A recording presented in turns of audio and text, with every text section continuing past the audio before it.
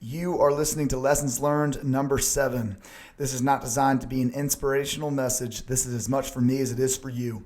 If you find it helpful, feel free to share it. If you'd rather not receive these, just let me know. Lessons Learned is exactly that. Lessons that I've learned throughout the week. My hope is twofold. One, that it can help you not make the same mistakes that I have made. And two, that you would also begin a practice of pausing, reflecting, and moving forward.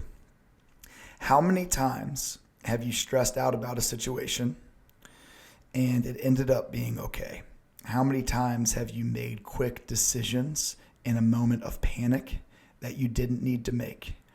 How many times have you stress checked your budget and worked some things and moved some things around when you really didn't need to? We talked about this a couple weeks ago about how fear steals patience. I want to dive into that a little bit more, but maybe talk through a little bit different lens of not despising those moments where it just seems really difficult.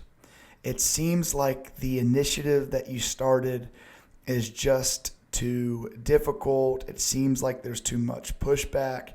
Whether you're starting out on your leadership journey or you're starting this new process, or if you've been in it for 3 or 4 years, sometimes when we hit these sticking points and we hit these stressful moments, we don't view it as it actually working for us. We view it as something that we need to fix right now in the moment instead of just letting the dust settle for a second before we make a decision. I have a couple examples of this throughout the week. I'll talk you through a fun, silly one first, but we call it house church. It's basically a small group, and there's 5 families a part of this small group. And right now, if I'm counting correctly, one family has 2 kids. We have 3 kids. Another family has 3 kids and a 4th on the way. Okay, so 3 kids that are out and running around. So right there between just us 3, there's 7 kids.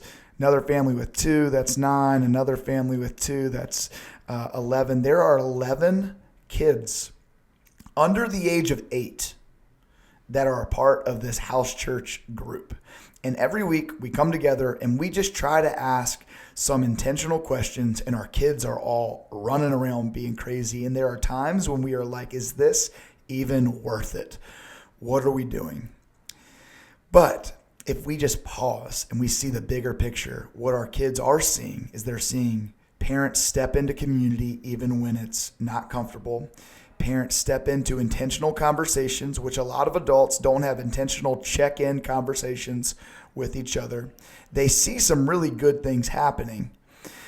And what we can't do is make a quick decision out of this stressful moment and out of this stressful just couple situations and just stop just because it's easier. Similarly, maybe you've just initiated this new system at work and you're just feeling the pushback and just the grind of getting things started. Don't use that as evidence for why it's not working. What I'm not saying is that you blindly continue in something that's clearly failing. That's not what I'm saying. But what I am saying is you don't have to make quick decisions with things that are especially going to take time. Culture takes time. Any change takes time. Give yourself a little bit of mental grace in that to be like, all right, I can keep plugging forward and being consistent and being disciplined in these little things. Okay? There's these little fundamentals that we should always be doing with our teams. We should always be meeting. There should be team meetings. There should be individual meetings. We should be emphasizing our culture. We should be emphasizing the right things, emphasizing the why. And we might not think that has an effect in the short term, but if we consistently go back and we consistently not forsake meeting together and not forsake doing these things that we know if we do over time are going to breed success. Man, if we can just stay disciplined in that, we're going to see the fruit of it down the line. This story of the bamboo tree, and I'm not even sure if this is true, how the way that this works, but it's the story of the Chinese bamboo tree. But supposedly you plant this seed and you have to go back and you have to water that seed for 5 years, and you don't see any growth. You don't see that bamboo tree break the ground, break the surface of that ground for 5 years. But then it grows to its full height in 90 days once it breaks the ground. But you have to be diligent for 5 years, and you got to keep going back, and you got to keep watering. Don't despise the little things. A short-term setback does not mean it's not working. It could be as simple as you trying to get used to being better with organization in your calendar. Just because you didn't do great that first try at it doesn't mean you shouldn't go back and continue to try again and be consistent with that over and over and over again.